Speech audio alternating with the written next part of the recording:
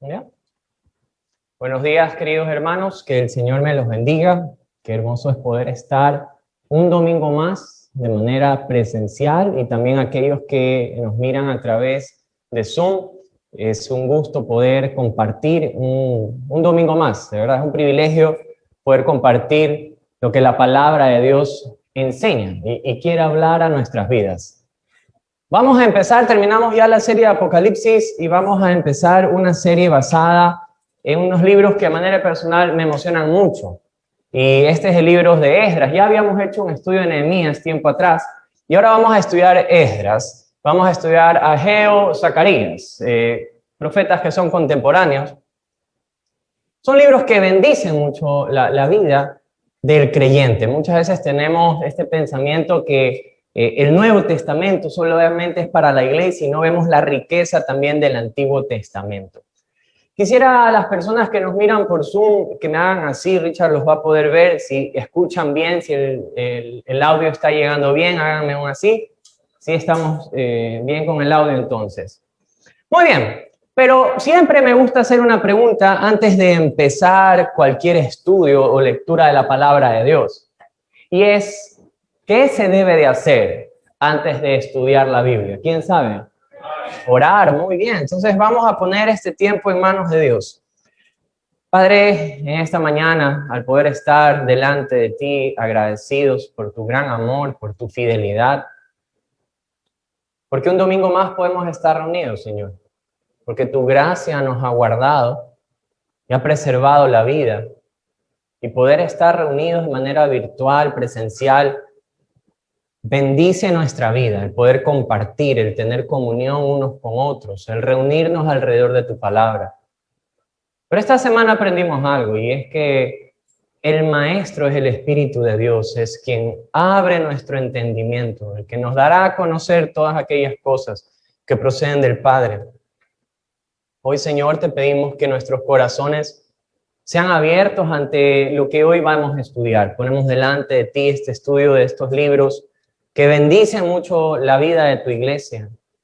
En un tiempo donde Israel había sido sacado de su lugar de habitar, llevado cautivo, pero por esa promesa que tú diste a través de Jeremías, regresan y viven un tiempo diferente, un tiempo donde el espíritu se despierta, donde los corazones vuelven a latir con el único propósito de adorar a Dios. Sus corazones se regresan a Dios.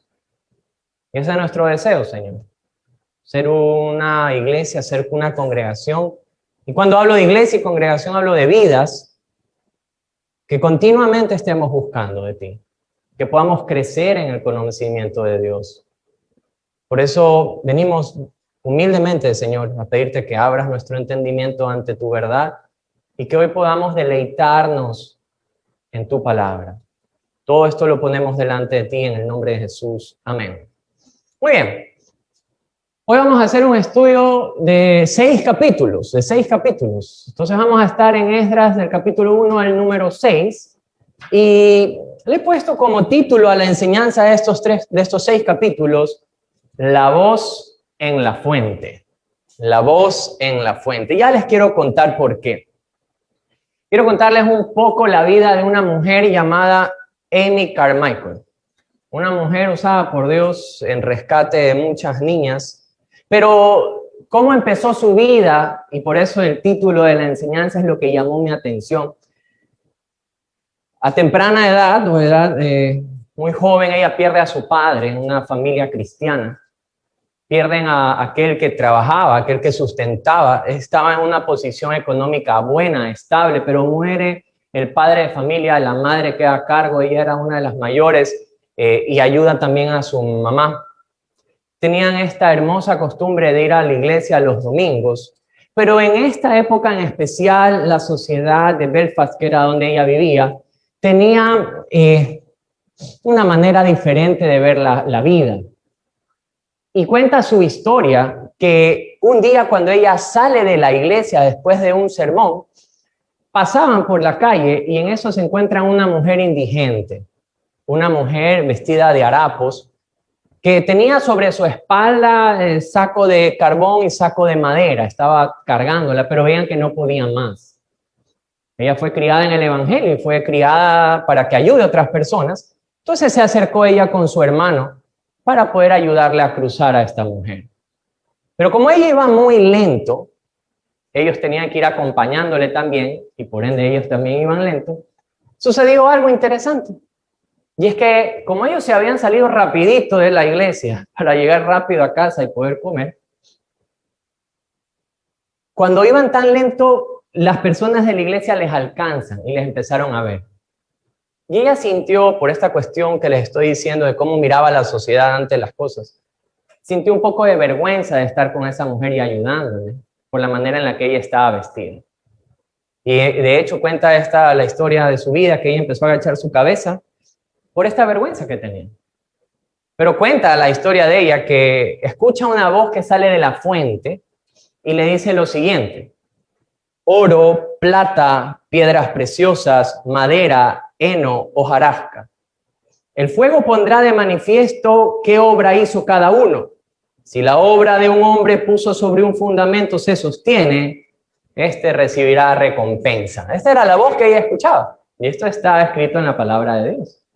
Entonces, cuando ella escuchó esto, sintió que era Dios mismo que le hablaba directamente al corazón.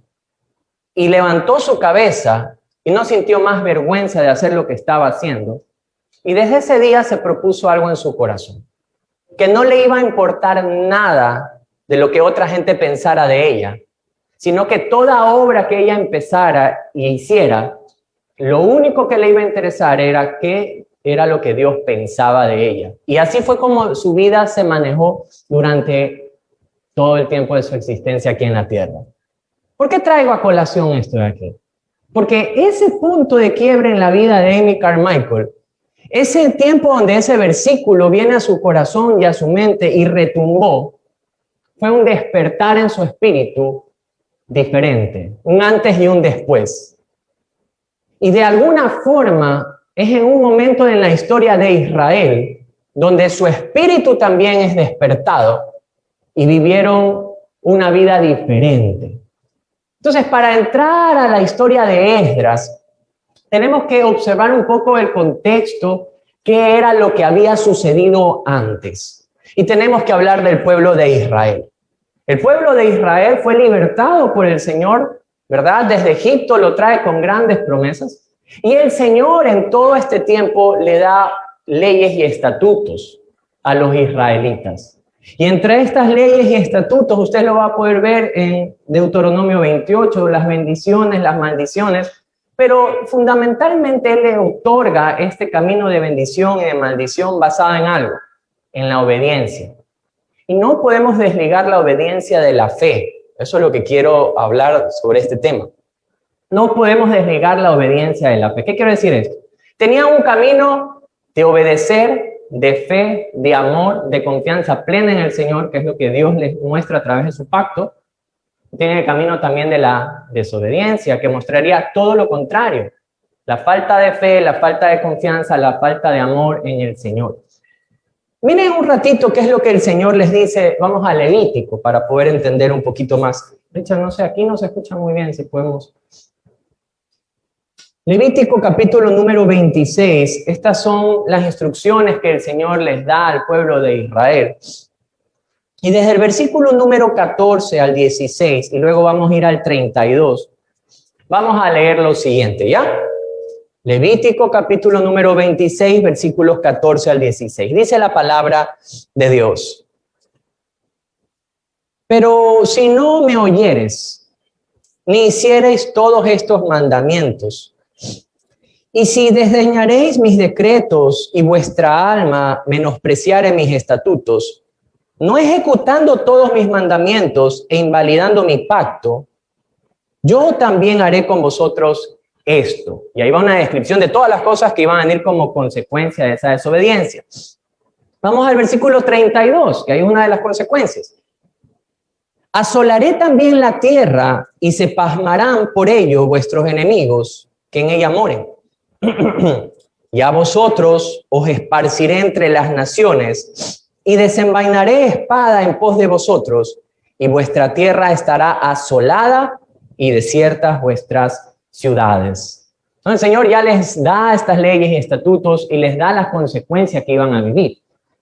Desolación, que iban a ser sacados de sus ciudades, ¿verdad? Y llevados cautivos, es lo que les está diciendo el Señor aquí. Ante esta instrucción del Señor, ¿cuál fue la respuesta de Israel? Vamos al libro de Segunda de Reyes, capítulo número 17, versículo número 7 en adelante. Entonces, aquí hay que entender algo mientras están buscando en sus Biblias. Vamos a Segunda de Reyes, capítulo 17, ¿ya? Y es que el Señor pone delante de Israel dos caminos. El camino de la bendición y el camino de la maldición. Y si observamos, y esto lo mando como tarea para la casa, si observamos las bendiciones, hablamos de esa comunión, de esa obediencia, de esa confianza en el Dios que los sacó de la tierra de Egipto. Pero también tenían esta opción de irse en contra. Dios los había sacado a los moradores de la tierra que les entregó a Israel por una causa, porque su maldad había llegado ya hasta el tope. Personas que mezclaban la religión con la inmoralidad. Personas que entre familias se odiaban. La inmoralidad sexual, la mezcla de idolatría era ya el colmo. Había llegado esto hasta la presencia de Dios. Entonces, cuando el Señor, ellos llegan, le dicen, no hagan como ellos, no se junten a ellos porque se van a contaminar en sus corazones. Y hay una elección. La pregunta es, ¿cuál fue la elección que tomaron? Veamos qué dice la palabra de Dios desde el verso número 7. Porque los hijos de Israel pecaron contra Jehová su Dios, que los sacó de la tierra de Egipto, Segunda de Reyes 17:7. Debajo de la mano de Faraón, rey de Egipto, y temieron a dioses ajenos, y anduvieron en los estatutos de las naciones que Jehová había lanzado delante de los hijos de Israel, y en los estatutos que hicieron los reyes de Israel. Verso 9. Y los hijos de Israel hicieron secretamente cosas, que dice la palabra, no rectas contra Jehová su Dios, edificándose lugares altos en todas sus ciudades, de las torres de los atalayas hasta las ciudades fortificadas. Y levantaron estatutos e imágenes de acera en todo collado alto y debajo de todo árbol frondoso. Y quemaron allí, ¿qué cosa? Incienso en todos los lugares altos, a la manera de las naciones que Jehová había traspuesto de delante de ellos. E hicieron cosas, miren lo que dice la Escritura, muy malas para provocar a la ira a Jehová. Y servían a los ídolos, a los cuales Jehová les había dicho, vosotros no habéis de hacer esto. Jehová amonestó entonces a Israel y a Judá por medio de todos los profetas y de todos los videntes, diciendo, vuélvanse de vuestros malos caminos, guarden mis mandamientos, mis ordenanzas, conforme a todas las leyes que yo prescribí a sus padres y que os he enviado por medio de mis siervos los profetas. Y aquí está la respuesta de Israel. Mas ellos no obedecieron, antes endurecieron su cerviz, como la cerviz de sus padres, los cuales no creyeron en Jehová su Dios. Miren qué más hicieron. Desecharon sus estatutos y el pacto que él había hecho con sus padres y los testimonios que él había prescrito a ellos. ¿Y qué hicieron? Siguieron la vanidad y se hicieron vanos. Y fueron en pos de las naciones que estaban alrededor de ellos, de las cuales Jehová les había mandado que no hiciesen a la manera de ellas. Verso 16. Dejaron todos los mandamientos de Jehová su Dios y se hicieron imágenes fundidas de 2 becerros y también imágenes de acera, que adoraron a todo el ejército de los cielos y sirvieron a Baal. Miren hasta dónde llegó esta extrema religión absurda, porque para mí esto es absurdo. Verso 17, hicieron pasar a sus hijos y a sus hijas por fuego y se dieron a las adivinaciones y agureros y se entregaron a hacer lo malo ante los ojos de Jehová, provocándole a ira. Wow. Tenían camino de bendición, camino de maldición. Dios los había sacado de esta tierra de esclavitud a una tierra de leche y miel, como lo describe la palabra. ¿Cuál fue su reacción? Su reacción fue de desobediencia. Y cuando yo hablo de desobediencia, lo puedo entender ahora que soy un mayor, más mayor iba a ser. Cuando un padre le decía algo, en mi caso, cuando mi madre o mi padre me decían algo, y yo decidía voluntariamente desobedecer, ahora en la posición de padre entiendo el dolor cuando hay esa clase de actitud de un hijo. Y es lo mismo ver esto en la vida de Israel, cuando Dios rescata, lo saca de esta parte de este estado de esclavitud, salen, entregan estos dos caminos, y literalmente Israel le da la espalda. Es decir, no te amo. Es fuerte lo que se está diciendo aquí. Dios había prometido algo y la palabra nos deja ver que a quien Dios toma como a hijo, por ese amor lo disciplina, no lo destruye, lo disciplina. Y eso es lo que va a vivir en este caso el pueblo de Israel. El Señor trae disciplina hacia su pueblo y lo vamos a ver en el transcurso de la palabra. 10 tribus del norte. Hay una separación en Israel y se forman dos reinos, el reino del norte, el reino del sur. Y el reino del norte, 10 tribus, son disciplinadas por medio de los asirios. Los asirios son los que los conquistan. El reino del sur, Judá, a pesar de que vio lo que Dios había hecho en el reino del norte, no decide cambiar su forma de vivir y su corazón. Y siguen esa misma corriente y Dios también los disciplina por medio de Babilonia.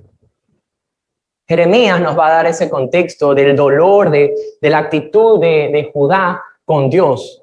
Y cómo Dios habla sobre estos 70 años donde ellos iban a ser llevados cautivos, pero iban a retornar. ¿Cómo quedó la tierra? Esto es lo que a mí me llama la atención. ¿Cómo quedó la tierra cuando esta disciplina de Dios llegó a la vida de Israel o de Judá en este caso? Y veamos cómo lo describe la Biblia. Vamos a Segunda de Reyes, capítulo número 21. Y en el verso número 12 y 13, veamos la descripción de cómo iba a quedar o cómo quedó la tierra de Judá o Jerusalén. Verso 12, la palabra de Dios dice lo siguiente. Por tanto, así ha dicho Jehová, el Dios de Israel. He aquí yo traigo tal mal sobre Jerusalén y sobre Judá, que al que lo oyere, ¿qué iba a pasar? Le retiñirán ambos oídos. Y se extenderá sobre Jerusalén el cordel de Samaria y la plomada de la casa de Acab. Y miren esta parte, esta descripción. Y limpiaré a Jerusalén como se limpia un plato, que se friega y se vuelve boca abajo. ¡Wow! Solo escuchar de cómo iba a quedar Jerusalén, cómo iba a ser la gente o qué les iba a doler el oído. Qué dolor lo que pasó en esa ciudad. Cuando habla de esto del cordel, esto es interesante porque para hacer las paredes, uno pone un pequeño cordel con un peso para ver si están rectas. Y la palabra de Dios es la que nos mide la rectitud de nuestras acciones. Y en este caso, Judá no pasó la prueba. Y entonces las paredes que no estaban rectas se tumbaban, por decirlo de alguna forma. Y eso es lo que iba a pasar con este reino, lo que iba a pasar con esta ciudad, con este pueblo. Ahora, esta imagen del plato vacío, yo soy malo para lavar los platos, por si acaso. De hecho, yo creo que mi hijo Lucas adoptó eso de mí, y ayer cuando estábamos lavando los platos, mi esposa me decía, vaya, revise que estén los platos bien lavados y que no quede, ¿qué cosa? No quede la grasa, ¿verdad? Porque ¿qué pasa con la grasa? Se forman bacterias. ¿A quién mandó todavía? Habla de un plato limpio, o sea, literalmente la ciudad iba a ser limpiada de su maldad. Y cuando hablamos de un plato de esta manera, boca abajo, vacío, ¿para qué sirve un plato? ¿A quién le gusta la sopa aquí? A ver, poquitos tomamos sopa, ¿no? Yo veo a algunos jóvenes levantando la sopa, es muy sospechoso que le guste la sopa.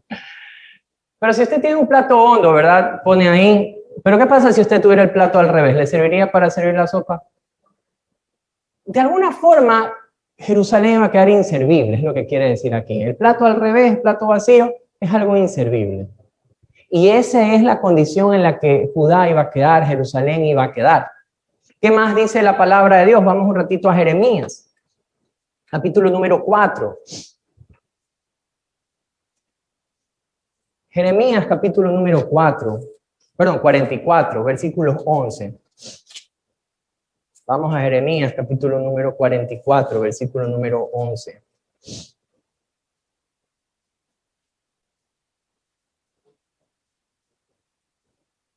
Miren lo que dice la palabra de Dios.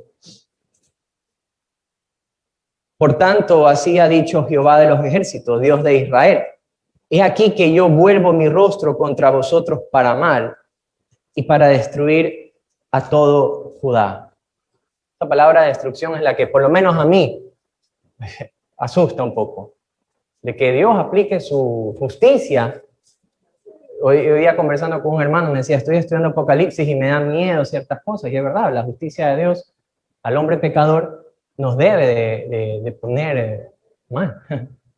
Todo lo contrario siendo redimido. Jeremías 9, vamos a Jeremías 9, por favor. Jeremías 9 nos da otra descripción, versículos del 10 al 11. Jeremías 9, versículos del 10 al 11.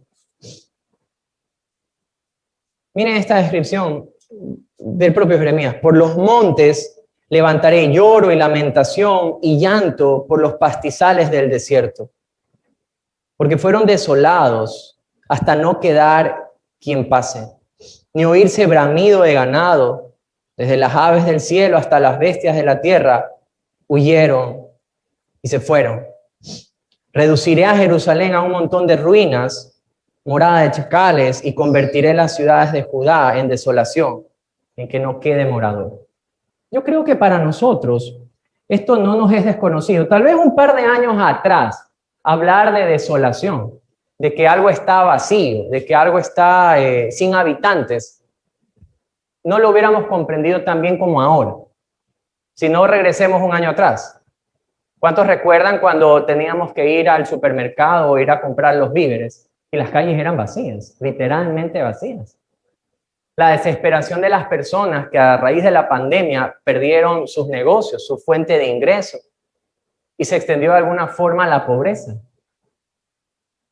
Yo creo que para esta generación en la que nosotros estamos atravesando, entender la justicia de Dios de alguna forma o ver esta imagen de desolación no nos debe ser desconocido. A mí me da mucha tristeza, con mi familia hemos podido ya estar en otras ciudades y ver tanto lugar vacío, tanto letrero de se vende, se alquila, donde ya no hay fuente de trabajo. Da tristeza por el hecho del negocio que nosotros manejamos con mi esposa. A veces cuando uno conversa con los clientes, mirar la tristeza de ellos cuando han quebrado, podemos entender de mejor forma lo que aquí se está describiendo. Lugar donde tal vez había una aparente alegría, había vida, comercio, había de todo, absolutamente de todo. Y de repente son conquistados y los babilonios no tenían una forma hermosa de llevarte cautivo. De hecho, cuando hablamos de Babilonia hablamos de maldad. Siempre vamos a tener esta asociación de Babilonia con lo malo, con todo lo que va en contra de Dios. Y esto es el panorama, de alguna forma, en el que vamos a entrar al libro de Esdras, que era lo que había pasado con el pueblo de Israel. Habían vivido una experiencia donde el propio Dios les había dado libertad. Dios mismo les había dado este camino, les había dado leyes y estatutos para que los sigan y por medio de ellos prosperen. Pero también tenían esta libertad y ellos escogieron esa libertad de darle la espalda a Dios. Y sufrieron las consecuencias de la disciplina de Dios, donde todo aquello donde había vida se transformó en un lugar de muerte, de oscuridad. Y es ahí este contexto donde vamos ahora sí a Esdras, capítulo número 1, donde una palabra en especial fue la que llamó mi atención en el relato del primer capítulo de Esdras. Porque muchas veces tendemos a pensar, y esto es algo que yo pienso que todo ser humano posee, y pensamos que somos nosotros los que buscamos a Dios, que son nuestros deseos, nuestro ánimo de buscar a Dios. Cuando aquí vamos a observar algo, ¿quién es el que da el primer paso para que un pueblo viva una vida diferente? Miren lo que dice la Escritura y vamos a leer de corrido los 11 primeros versículos. Miren lo que dice la palabra de Dios. En el primer año de Ciro, rey de Persia, para que se cumpliese la palabra de Jehová por boca de Jeremías, marquen esta palabra, por favor, despertó Jehová el espíritu de Ciro, rey de Persia, el cual hizo pregonar de palabra y también por escrito por todo su reino, diciendo: así ha dicho Ciro, rey de Persia, Jehová, el Dios de los cielos, me ha dado todos los reinos de la tierra y me ha mandado que le edifique casa en Jerusalén, que está en Judá. Quien haya entre vosotros de su pueblo, sea Dios con él, y suba a Jerusalén, que está en Judá, y edifique la casa a Jehová, Dios de Israel. Él es Dios, la cual está en Jerusalén. Y a todo el que haya quedado en cualquier lugar donde more, ayúdenle los hombres de su lugar con plata, oro, bienes, ganados, además de ofrendas voluntarias para la casa de Dios, la cual está, ¿en dónde? Entonces se levantaron los jefes de las casas paternas de Judá y de Benjamín, los sacerdotes, los levitas y todos aquellos cuyo espíritu, ¿qué palabra está ahí? Despertó Dios para subir a edificar la casa de Jehová, la cual está en Jerusalén. Y todos los que estaban en sus alrededores les ayudaron con plata y oro, con bienes y ganado, con cosas preciosas, además de todo lo que se ofreció voluntariamente. El rey de Ciro sacó los utensilios de la casa de Jehová que Nabucodonosor había sacado de Jerusalén y los había puesto en la casa de sus dioses. Lo sacó pues Ciro, rey de Persia, por mano de Mitrídates, tesorero, el cual les dio por cuenta a Sesbazar, príncipe de Judá. Y esta es la cuenta de ellos, y dan la cuenta de todo esto. Verso número 11. Todos los utensilios de oro y de plata eran 5,400. Todos los hizo llevar Sesbazar, con los que subieron del cautiverio de Babilonia a Jerusalén. Muy bien. Me encanta ver esto de aquí. La palabra de Dios dice, y Dios despertó su espíritu. Y lo vemos dos veces, ¿verdad? Lo vimos en el rey y lo vimos en el pueblo. Vamos a sacar 3 principios aquí, o 3 aplicaciones, cuando Dios despierta el espíritu. Primero, Dios despierta su espíritu ¿para qué? Para cumplir su voluntad, su propio plan. ¿Qué era lo que Dios había dicho? Dios les dijo, si ustedes escogen no seguir mis estatutos, yo voy a disciplinarlos. Poniendo palabras más entendibles. Mi disciplina, mi justicia vendrá sobre ustedes. No iba a dejar a un pueblo vivir de esa manera descarriada, sino que Dios trae disciplina hacia su pueblo. En este caso, hablando de Israel, hablando de Judá, trae disciplina. Un propósito de Dios que se debe cumplir sobre su pueblo. Dios despierta también esto. ¿Para qué?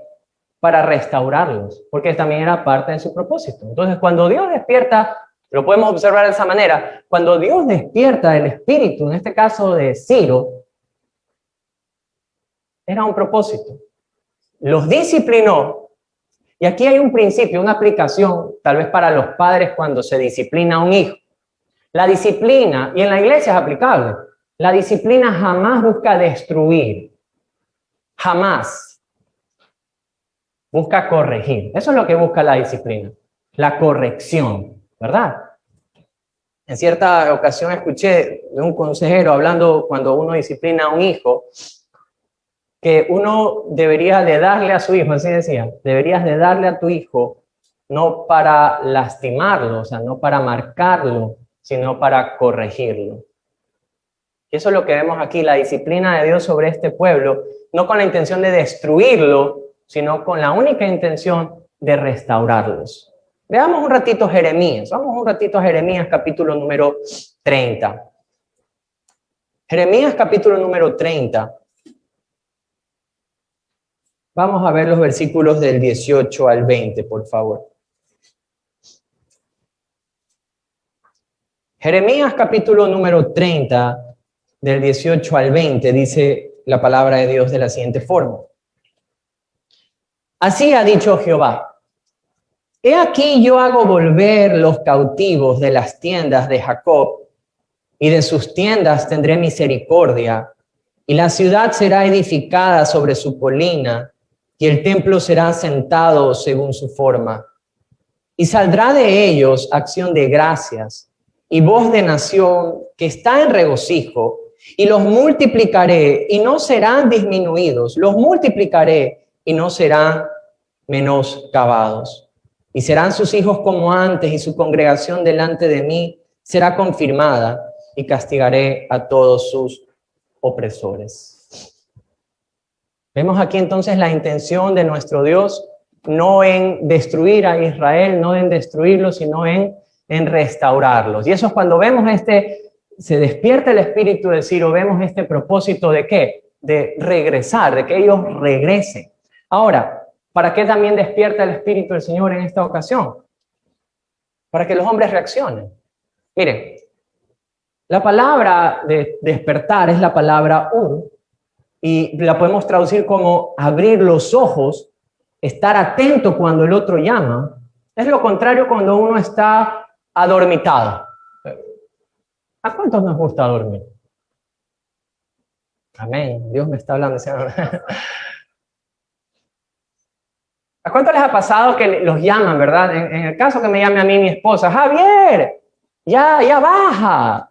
Y uno, sí, ya voy, ¿verdad? O sea, sí escuché, pero no reaccioné. ¿Y qué pasó? Me quedé de largo, ¿verdad?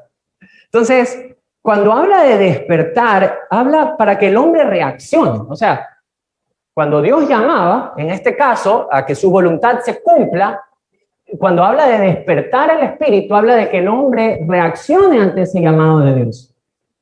O sea, en el caso que estábamos hablando de cuando Grace me llama y yo estoy medio dormido, ¿verdad? Entonces, mi amor, nos vamos. ¿Cuál debería ser la reacción del hombre? Vamos, ya estoy listo. Esa es la reacción. Eso es lo que podemos ver y lo vemos en la vida de Ciro, un rey pagano que está obedeciendo a la voluntad de Dios.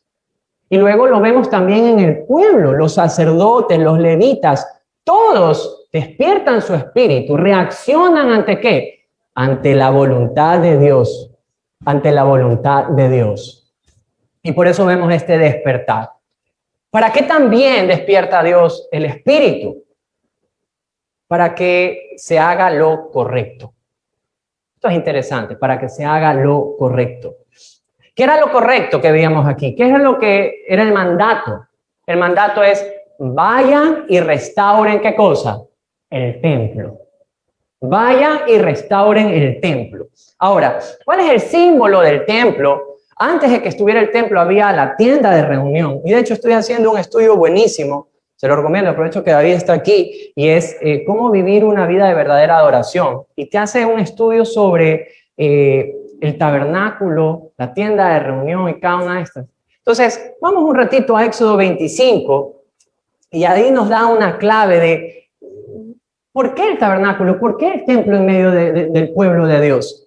Y Éxodo 25, versículo número 8, nos da la siguiente clave. Mira lo que dice la palabra de Dios.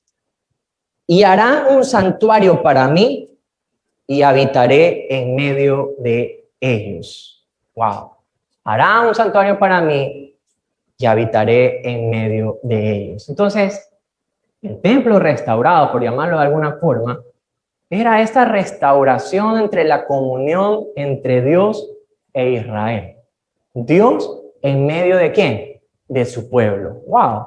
Entonces, el hombre debería reaccionar, despierta en su espíritu para hacer lo correcto. Y en este caso era restaurar esto que el pecado se lo había llevado, que la desobediencia fue la causa de que esto fuera arrasado y destruido. Entonces aquí despierta el espíritu para que reaccionen y hagan lo correcto. Y lo correcto era restaurar el templo, restaurar de alguna forma su relación, su adoración con Dios. Entonces, vemos que los hombres hacen lo correcto. Habían personas que estaban apoyando, ¿verdad? El decreto de Ciro era, y aquellos que estén ahí también apoyen con oro, con todas esas cosas para la edificación. Y es que cuando Dios despierta el espíritu, y yo lo veo eso, una manera de aplicación personal de la iglesia, es que cuando Dios despierta el espíritu de la iglesia o del creyente, uno cuando ve que Dios está obrando se une. Entonces, si yo observo que una persona me está haciendo preguntas espirituales, tiene dudas sobre la eternidad, ¿qué es lo que uno debe hacer? Actuar y llevar el evangelio. Entonces, en este caso veíamos que los demás apoyaban con todo este material para que se reconstruya el templo, ¿verdad? Y aquí hay algo interesante. ¿Qué fue lo que hizo Ciro con aquellos utensilios que Nabucodonosor había tomado? Fácil, los devolvió. Entonces, cuando Dios despierta el espíritu, los hombres hacemos lo correcto, y lo correcto en este caso era devolver aquello que le pertenecía a Dios. Entonces, veámoslo como el apóstol Pablo se lo dijo a los Efesios en el capítulo número 4. Vámonos a Efesios. Efesios capítulo número 4, versículos 25 al 32.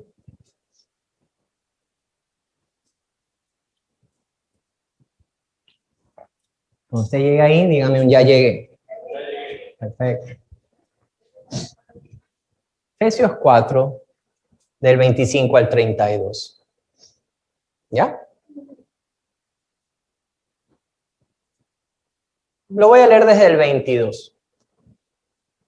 En cuanto a la pasada manera de vivir, despójense del viejo hombre que está viciado conforme a los deseos engañosos. Renovaos en el espíritu de vuestra mente y vestidos del nuevo hombre creado según Dios en la justicia y santidad de verdad. Y miren aquí la instrucción. Por lo cual, desechando ¿qué cosa? La mentira. Eso es hacer lo correcto. Desechando la mentira. Hablad verdad cada uno con su prójimo porque somos miembros unos de los otros. Airaos, pero no pequéis. No se ponga el sol sobre vuestro enojo. Perdónense. No deis lugar al diablo. El que hurtaba, no hurte más, sino trabaje haciendo con sus manos lo que es bueno, para que tenga que compartir con el que padece necesidad. Ninguna palabra corrompida salga de vuestra boca, sino la que sea buena para la necesaria edificación, a fin de agradar a los oyentes. No contristéis al Espíritu Santo de Dios, con el cual fuiste sellados para el día de redención. Quítense de vosotros toda amargura. ¿Qué más debería quitarse? Enojo, ira, gritería, maledicencia y toda malicia. Antes sean buenos unos con otros, misericordiosos. Perdónense unos a otros de la manera en la que Cristo les perdona. Entonces, hacer lo correcto es esto. Cuando Dios despierta el espíritu, vemos a un Ciro regresar las cosas sagradas al lugar donde corresponde. Y eso es hacer lo correcto, lo debido. Poner lo santo en lo santo. Entonces, cuando lo vemos de alguna forma en la vida de la iglesia, en la vida del creyente, cuando Dios despierta nuestro espíritu, es para que caminemos de manera correcta, de manera diferente. Y esta es la instrucción que Pablo otorga a la iglesia en Éfeso, ¿verdad? Esta es la manera en la que debe corresponder nuestro espíritu despierto, en la manera en la que vivimos.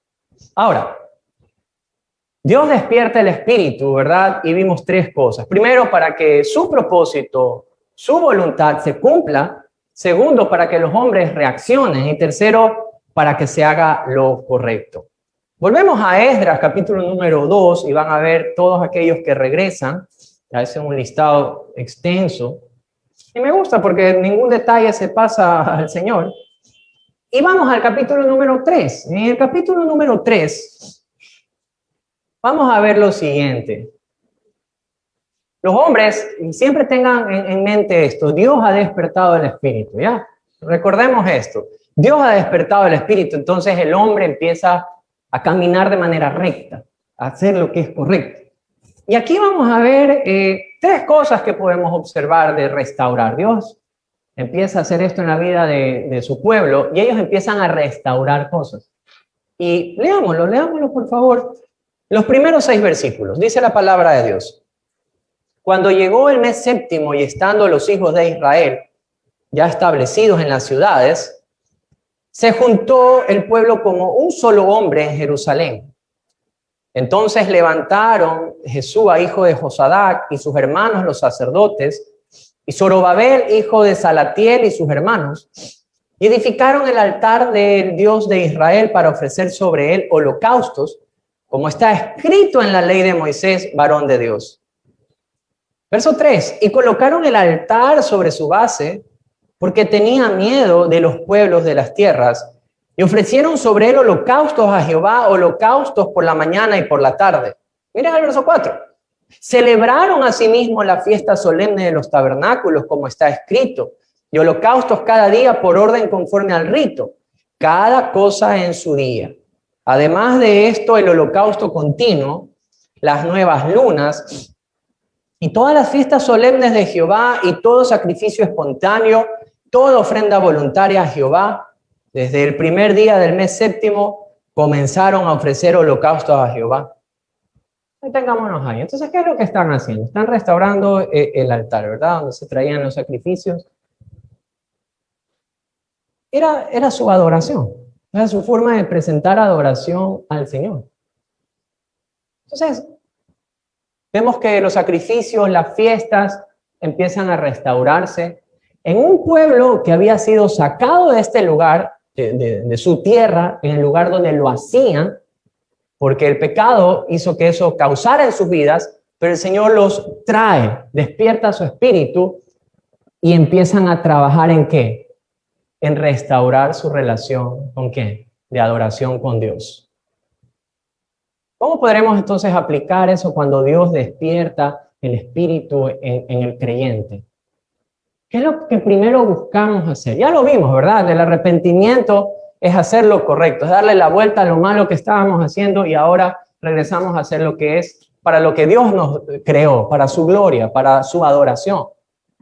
Y aquí vemos esto, que lo primero que se restaura entonces es la adoración, es el rendirle culto a Dios, el decir lo grande que es Él.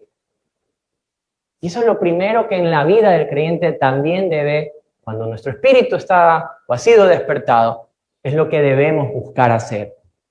Segundo, me gustó la frase en el verso número 1. Vean lo que dice la Escritura. Cuando llegó el mes séptimo y estando los hijos de Israel ya establecidos en las ciudades, se juntó el pueblo como un solo hombre. Y en el verso número 9 vamos a ver la misma frase. Jesúa también, sus hijos y sus hermanos, Cadmiel y sus hijos, hijos de Judá, como un solo hombre asistían para activar a los que hacían la obra en la casa. Y es que se restaura la unidad. ¿Cuántos recuerdan en el libro de los Hechos la descripción de la iglesia? Cuando empieza este tiempo de la iglesia, el Espíritu de Dios llega a la iglesia, ¿verdad? ¿Y qué era lo común observar en la vida de la iglesia? Era que todos tenían las cosas en común. Se veían como un solo hombre. De hecho, el apóstol Pablo, cuando escribe también a las iglesias, les enseña sobre esa unidad y les dice un solo Dios, un solo bautizo, un mismo espíritu. Siempre se trata sobre esto. Ahora, esto es algo que a mí me encantó y lo vamos a ver en el verso 10 al 13 del capítulo número 3. ¿Qué más se restaura? No solamente se restaura la adoración, se restaura la unidad, sino que en el verso 10 en adelante, mire lo que dice la palabra. Y cuando los albañiles del templo de Jehová echaban los cimientos, pusieron a los sacerdotes vestidos de sus ropas y con trompetas y a los levitas, hijos de Asaf, con címbalos para que alabasen a Jehová según la ordenanza de David, rey de Israel. Verso 11. Y cantaban, alabando y dando gracias a Jehová y diciendo, porque Él es bueno, porque para siempre es su misericordia sobre Israel. Y todo el pueblo aclamaba con gran júbilo, alabando a Jehová, porque se echaban los cimientos de la casa de Jehová. Y muchos de los sacerdotes, de los levitas y de los jefes de la casa paterna ancianos, que habían visto la casa primera, viendo echar los cimientos de esta casa, lloraban en alta voz, mientras muchos Otros daban grandes gritos de alegría y no podía distinguir el pueblo el clamor de los gritos de alegría de la voz del lloro, porque clamaba el pueblo con gran júbilo y se oía el ruido hasta, ¿qué dice la Biblia? De lejos. ¡Wow! ¿Restauró qué cosa? La alegría. Cuando nosotros hablamos de Dios, hablamos de gozo. ¿Por qué? Porque somos su pueblo, porque somos sus hijos, porque hemos sido rescatados. Semanas atrás, mi hija estaba practicando surf y una corriente de agua la lleva lejos, ¿verdad? Y estaba con el profesor, pero se desesperó. Cuando ella llega con miedo, ¿verdad? Pero con la alegría de estar salvada. ¿Cómo es el momento en el que usted y yo hemos sido rescatados de una eternidad sin Dios? ¿Usted recuerda un poco? Yo recuerdo un poco la mía. Y nunca faltaba las canciones en el carro. Uno iba cantando por todo lado, ¿verdad? Y te podía pasar absolutamente todo, pero ahí estaba ese gozo permanente. Todo lo contrario de cómo estaba Israel en esa época. Miren un ratito, por favor, vámonos a Jeremías capítulo número 2. Jeremías capítulo número 2. Quiero que observemos lo siguiente. Versículos del 1 al 5. Jeremías 2, versículos del 1 al 5. Dice la Biblia: vino a mí palabra de Jehová diciendo, ¿ya estamos todos? Anda y clama a los oídos de Jerusalén, diciendo, así dice Jehová, me he acordado de ti, de la fidelidad de tu juventud, del amor de tu desposorio, cuando andabas en pos de mí en el desierto, en tierra no sembrada. Santo era Israel a Jehová, primicias de sus nuevos frutos. Todos los que le devoraban eran culpables y mal venía sobre ellos, dice Jehová. Oíd la palabra de Jehová, casa de Jacob, y todas las familias de la casa de Israel. Así dijo Jehová: qué maldad hallaron en mí vuestros padres, que se alejaron de mí y se fueron tras la vanidad y se hicieron vanos. Y no dijeron, ¿dónde está Jehová, que nos hizo subir de la tierra de Egipto, que nos condujo por el desierto, por una tierra desierta y despoblada, por tierra seca y de sombra de muerte, y por una tierra por la cual no pasó varón, ni allí habitó hombre? Y os introduje en tierra de abundancia, para que comieseis sus frutos y su bien, pero entrasteis, contaminasteis mi tierra, e hicisteis abominable mi heredad. Dios trae a memoria este tiempo de Israel, cuando caminaban en fidelidad. Pero Israel, vimos cómo le dio la espalda a Dios y la consecuencia que esto trajo. ¿Y cuál fue la consecuencia? Fue la desolación. Israel había vivido un tiempo hermoso con el Señor, le da la espalda y vive su consecuencia en una desolación. Fueron sacados de su tierra.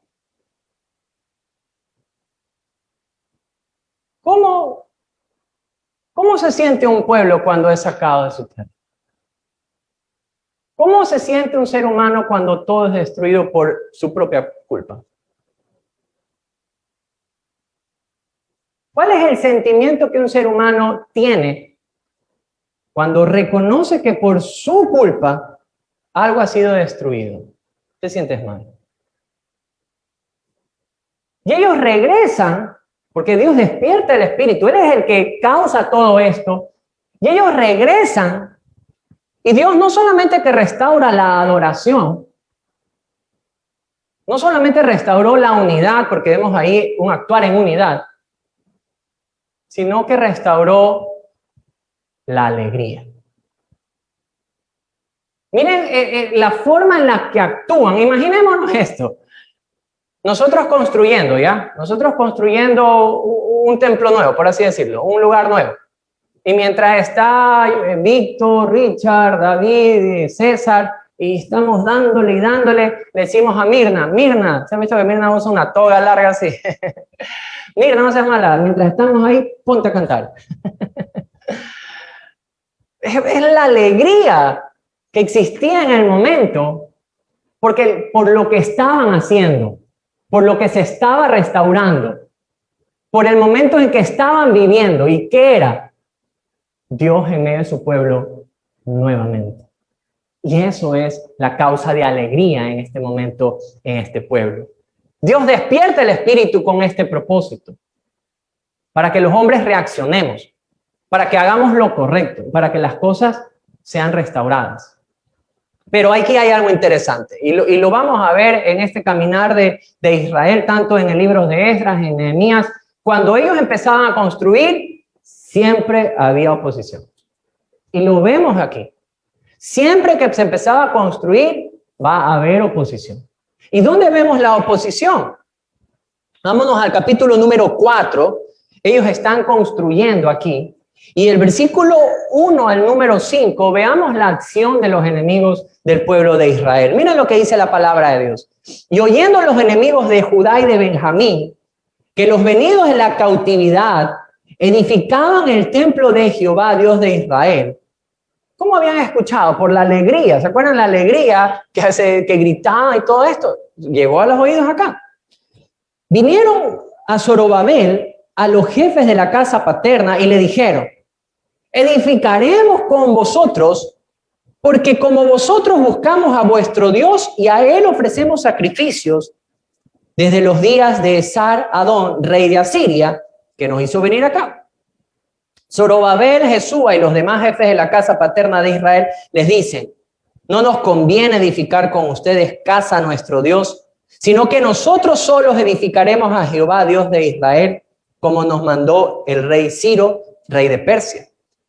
Pero el pueblo de la tierra intimidó al pueblo de Judá y lo atemorizó, para que no edificara. Sobornaron además contra ellos a los consejeros para frustrar sus propósitos todo el tiempo de Ciro, rey de Persia, hasta el reinado de Darío, rey de Persia. Y saltémonos un ratito al versículo 24, donde dice: entonces cesó la obra de la casa de Dios que estaba en Jerusalén y quedó suspendida hasta el año segundo del reinado de Darío, rey de Persia. Muy bien. Vemos entonces aquí los enemigos aparecen, y en el capítulo número 5 lo vamos a ver también reapareciendo. Lo primero que vemos aquí es que los que estaban alrededor se acercan y ofrecen ¿qué cosa? Su ayuda. Y les dicen: queremos edificar con ustedes también el templo, porque adoramos al mismo Dios. ¿Por qué no aceptaron? Y es que la costumbre de los habitantes alrededor, es verdad, pensaban adorar a Jehová, pero mezclaban esa adoración a Jehová con otras prácticas paganas. Entonces tenían como que una mezcla. Yo les puse un pequeño apunte aquí, se los quiero leer. Los samaritanos, en este caso, pensaban que adoraban a Dios, pero a su manera, ponían partes de la ley, pero mezclaban con las supersticiones de otras religiones. ¿Cuál había sido el problema de Israel antes del cautiverio? Mezclarse. Mezclarse con las tierras alrededor, obtener sus costumbres, adoptarlas como propias y mezclarlas. Y el Señor les había dicho que no lo hagan. Por eso los sacó de la tierra. Y ya hicimos un estudio de nosotros. ¿Cuál fue la consecuencia cuando Israel de alguna forma perdonaba a algún pueblo que practicaba una religión pagana? La adoptaban, ellos inclinaban sus corazones hacia ese Dios y pagaban las consecuencias. Entonces aquí vemos alguna clase de distracción porque se acercan de buena manera a decirte que quiero construir contigo. Entonces el enemigo actúa de esa forma. De alguna manera quiere distraer de la obra que Dios encomienda hacer. Segundo, vimos temor y desaliento. Quiero leerles lo siguiente, ese es un comentario que me gustó. Si no podían atacar el trabajo a través de una alianza destructiva, Tendrían que atacar la obra desalentando a los trabajadores, causándoles problemas y cabildeando contra ellos en la corte de Ciro. Porque mandan una carta y la carta la van a observar. Y es que aquí observamos el actuar del enemigo. Primero, queriendo distraer. Segundo, queriendo sembrar temor o de alguna forma desaliento. ¿Para qué? Para que el pueblo, ¿qué hace? Baje las manos y no persevere. En el capítulo número 5, estos enemigos reaparecen. La obra se detuvo alrededor de unos 16 años.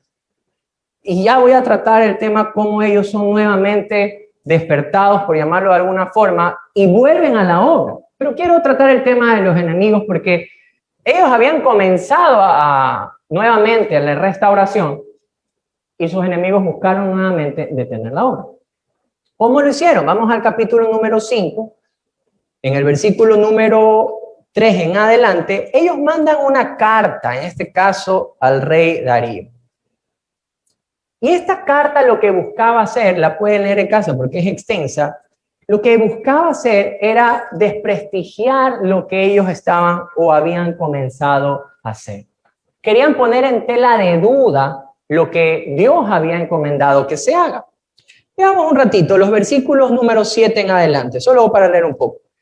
Le enviaron carta y así estaba escrito en ella al rey Darío, toda paz. Verso 8. Sea notorio al rey que fuimos a la provincia de Judea, a la casa del gran Dios, de la cual se edifica con grandes piedras y a los maderos están puestos en las paredes y la obra se hace deprisa y prospera en sus manos. Entonces preguntamos a los ancianos diciéndoles así, ¿quién les dio la orden para edificar esta casa y para levantar estos muros? Y también preguntamos sus nombres para hacérselos saber, para escribirte los nombres de los hombres que estaban a la cabeza de ellos, y nos respondieron diciendo lo siguiente. Y ellos explican la respuesta del pueblo de Israel, que era lo que les habían dicho. Y ellos han dicho, ¿saben qué? Por orden de Ciro, rey de Persia, nosotros empezamos la construcción. Y ellos querían poner en tela de duda esto, y veamos un rato en el verso 17 cuál es la petición. La petición era la siguiente. Ahora, si al rey parece bien, búsquese en la casa de los tesoros del rey, que está allí en Babilonia, si es así que por el rey Ciro había sido dada la orden para reedificar esta casa de Dios en Jerusalén, y se nos envíe a decir la voluntad del rey sobre esto. Wow. Lo que se llevaron una sorpresa, ya les voy a contar. Ellos querían poner en tela de duda lo que el pueblo de Dios estaba haciendo. Estaban reconstruyendo lo que Dios mismo les había dicho. Despertó el espíritu del rey Ciro para que les dé la orden. Lograron por un tiempo detener. Ellos empezaron a reconstruir. Dios usa 2 profetas en ese tiempo, Ageo, Zacarías. Nuevamente ponen en manos a la obra y regresan a poner en tela de duda la obra de Dios. Hace años atrás, recuerdo una experiencia cuando un amigo me invita a predicarle a un grupo de beisbolistas del colegio del cual yo era alumno en mi época. Y yo no fui un buen alumno para nada, más bien todo lo contrario, era de los menos tranquilos. Lo voy a poner con palabras más tranquilas, pero uno de los menos tranquilos.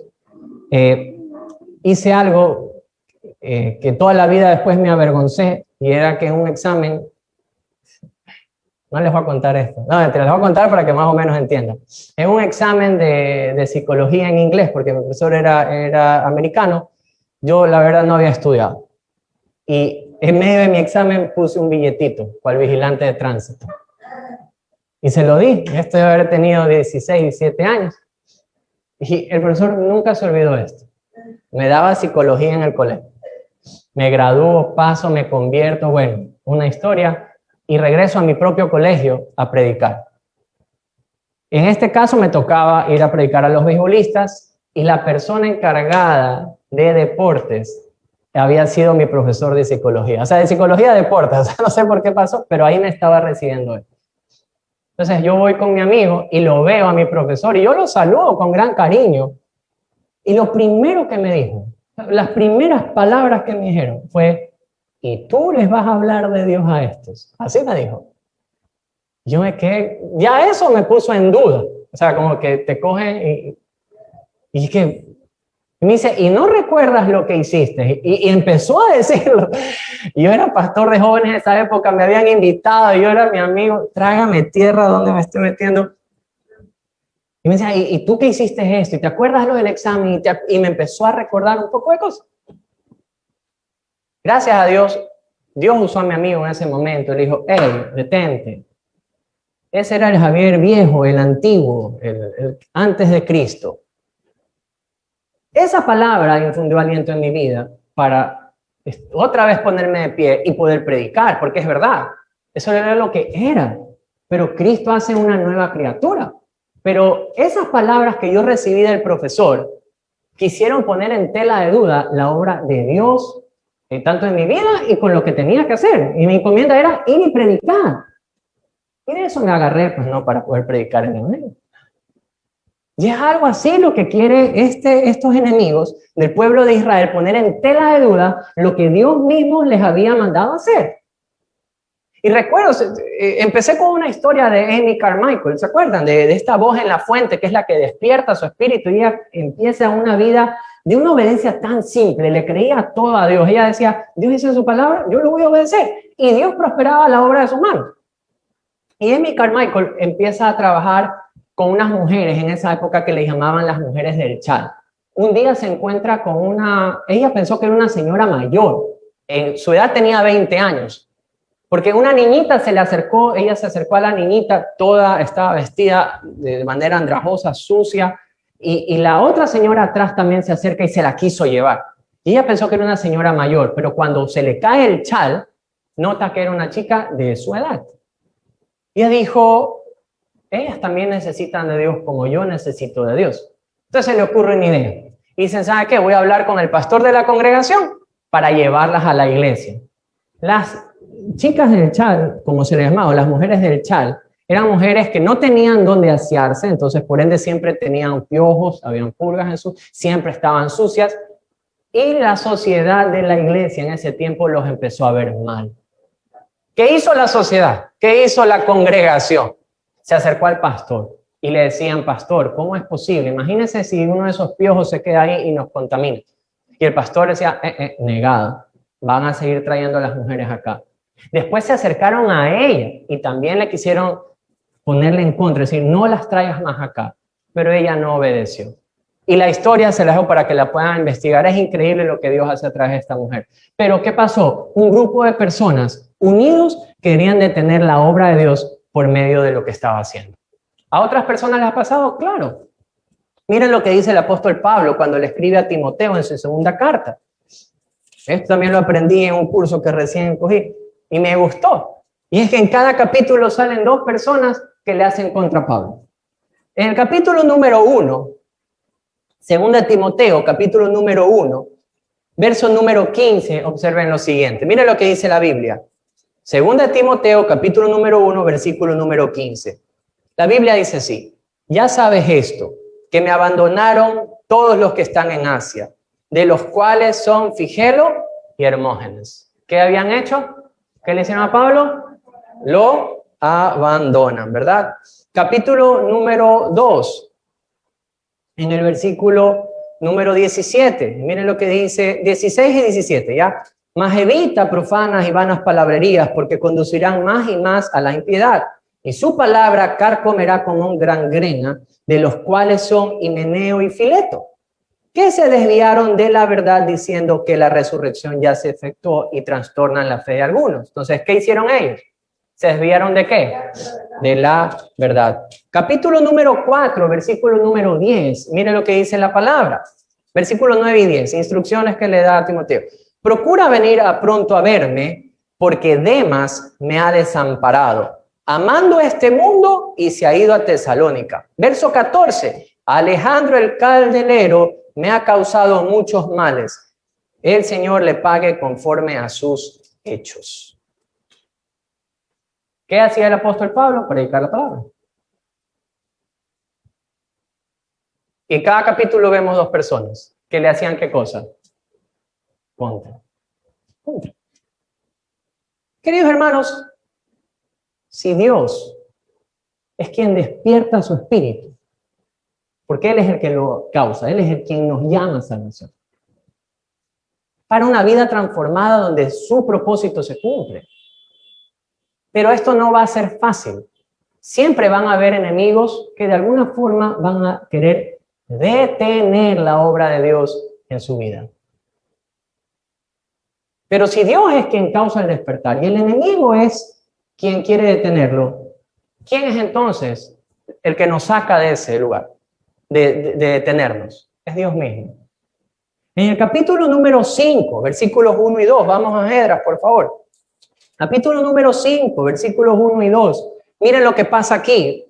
Profetizaron Ageo y Zacarías, hijos de Ido, ambos profetas de los judíos que estaban en Judá y en Jerusalén, en el nombre del Dios de Israel, quien estaba sobre ellos. Entonces se levantaron Zorobabel, hijo de Salatiel, y Jesúa, hijo de Josadac, y comenzaron a edificar la casa de Dios que estaba en Jerusalén, y con ellos los profetas de Dios que les ayudaban. Entonces, ¿qué fue lo que de alguna manera vuelve a usar el Señor para levantar a su pueblo? Es la exhortación por medio de su palabra.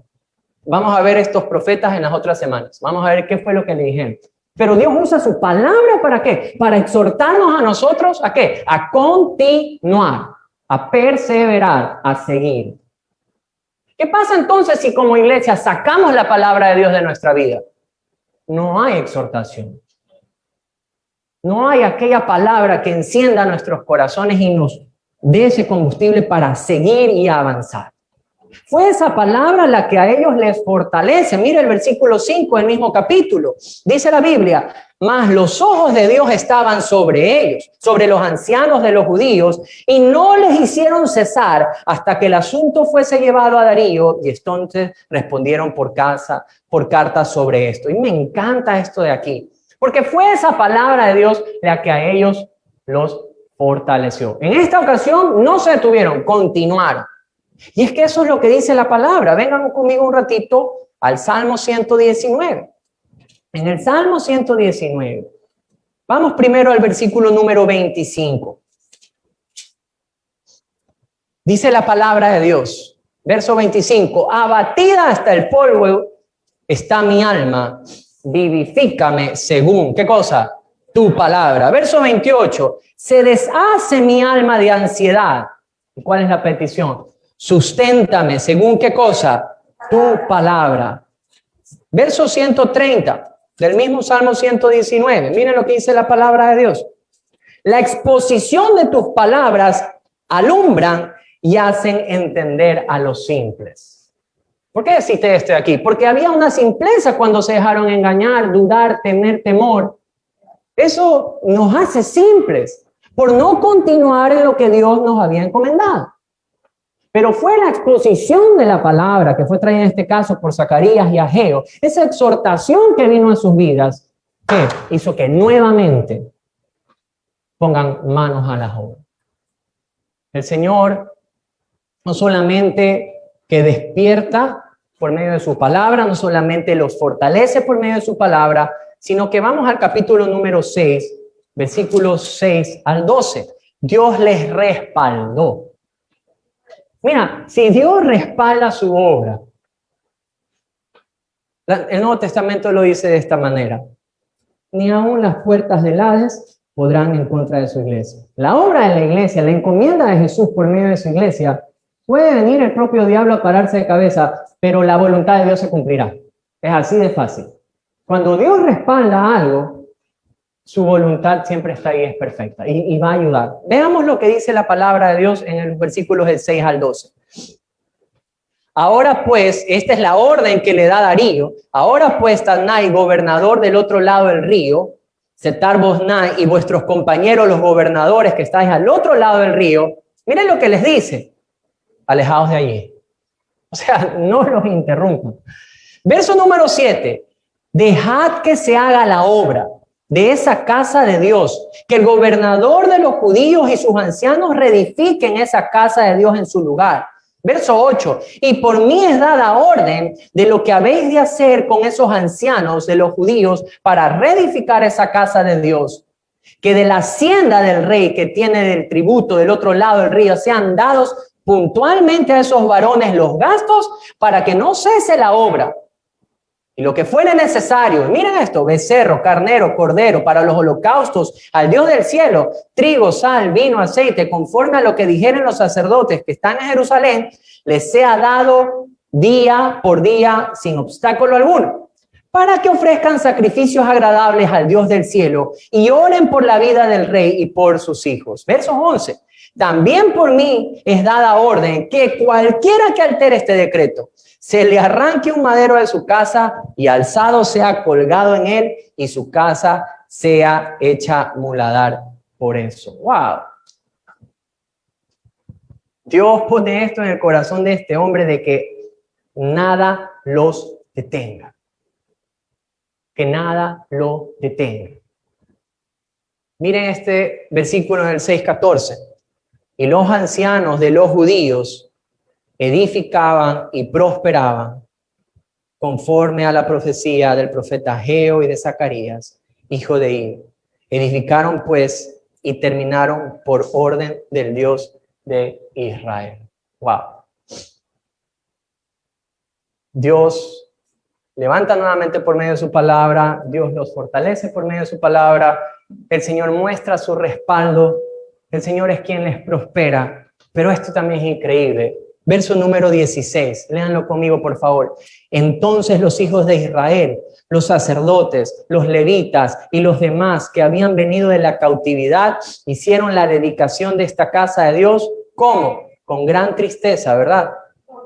¿Con qué? Con gran gozo. Y versículo 22, y celebraron con regocijo la fiesta solemne de los panes sin levadura, 7 días, por cuanto Jehová los había alegrado y había vuelto el corazón del rey de Asiria hacia ellos para fortalecer sus manos en la obra de la casa de Dios, del Dios de Israel. Es Dios nuevamente alegrando a su pueblo. Para concluir, el Señor despertó el espíritu de Ciro, de su pueblo. ¿Con qué propósito? Con el propósito de que su voluntad se cumpla. ¿La voluntad de qué? De restaurar a su pueblo. Un pueblo que tuvo que ser disciplinado para que su corazón regresara a él, para que valorara, atesorara y adore de manera recta al Dios que les había otorgado, ¿qué cosa? La libertad.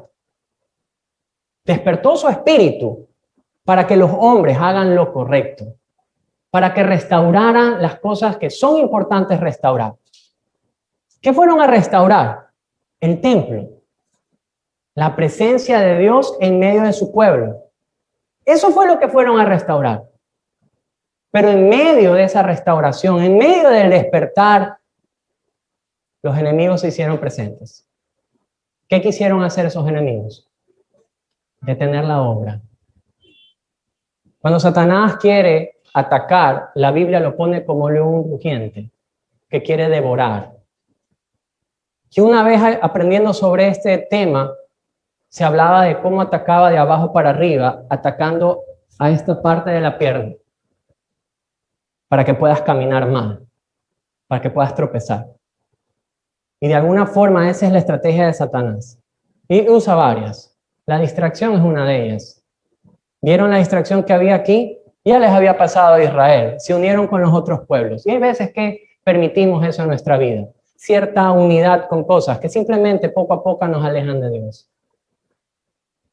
Los enemigos van a querer infundir temor, poner miedo. No eres capaz de hacerlo. Poner en duda la obra de Dios en tu vida. Pero ¿qué pasó? Dios regresó y los fortaleció y los exhortó por medio de su palabra. Porque en su palabra vivifica nuestro espíritu, nos muestra la verdad de lo que Dios dice que Él ha hecho en cada uno de nosotros.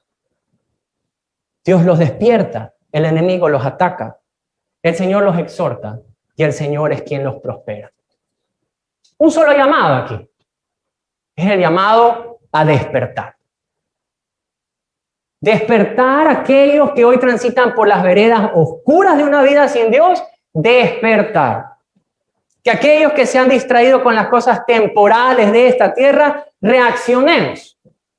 Si Dios nos llama a la salvación y Dios nos llama a la restauración, si hoy Dios te está llamando, despierta. Reacciona al llamado. No importa cuántos enemigos tendremos por delante. Recuerda esa frase, los ojos del Señor están sobre los suyos. Si la duda, el temor, el desaliento, la distracción o cualquier otra cosa te está distrayendo, no peques. No peques. No le otorgues ese tiempo al enemigo. Todo lo contrario. Decide confiar plenamente, querido hermano, plenamente en aquel Dios que despertó tu espíritu. Vas a hacerme una pregunta. Y la pregunta es, ¿hasta cuándo? ¿Hasta cuándo debo de perseverar? ¿Hasta cuándo debo de luchar? ¿Hasta cuándo debo construir? Los israelitas lo hicieron hasta que terminaron el templo. La iglesia hasta que Cristo venga. Hoy el llamado a nuestros corazones es despertemos de la misma manera en la que este pueblo despertó para regresar a la comunión, para regresar a ese tiempo de adoración, para regresar a hacer lo correcto. Y aunque la duda, el temor invada, despertemos. Amén. Vamos a orar. Padre, en este día te damos gracias, porque en tu palabra nos refugiamos, Señor. Ver cómo no es el hombre buscando a Dios, es Dios buscando a los hombres. Ver la manera en la que tú, Señor, empiezas a despertar el espíritu del hombre. Si hoy estás haciendo ese llamado, Señor, permítanos reaccionar. Permítenos estar atentos a cada instrucción. Permítenos hoy reconocer a aquellos enemigos que quieren levantarse en contra de la orden dada a la iglesia. Vayan y hagan discípulos. Tu promesa es, yo estaré con vosotros. Señor, tú estás en medio de tu iglesia. Que nada ponga esa duda en nuestro corazón, Señor. Más bien prospera, exhórtanos por medio de tu palabra, corrígenos, consuélanos, fortalécenos, vivifícanos según tu palabra. Despierta nuestro espíritu, Señor, para hacer lo correcto. Despierta nuestro espíritu, Señor, para buscarte nuevamente en adoración. Despierta nuestro espíritu para nuevamente buscar al perdido. Despierta el espíritu de tu iglesia para seguir contando las buenas nuevas. Despierta el espíritu de tu iglesia, Señor, para que tu obra no se detenga. Había algo importante y era la alegría que causaba que Dios esté en medio de ese pueblo, que Dios les haya permitido regresar a reconstruir, a restaurar, que aquel gozo de tu presencia jamás sea parte de nuestros pensamientos, de nuestro corazón, más bien que sea la firmeza de nuestra vida. Todo esto lo pedimos en el nombre de Jesús. Amén.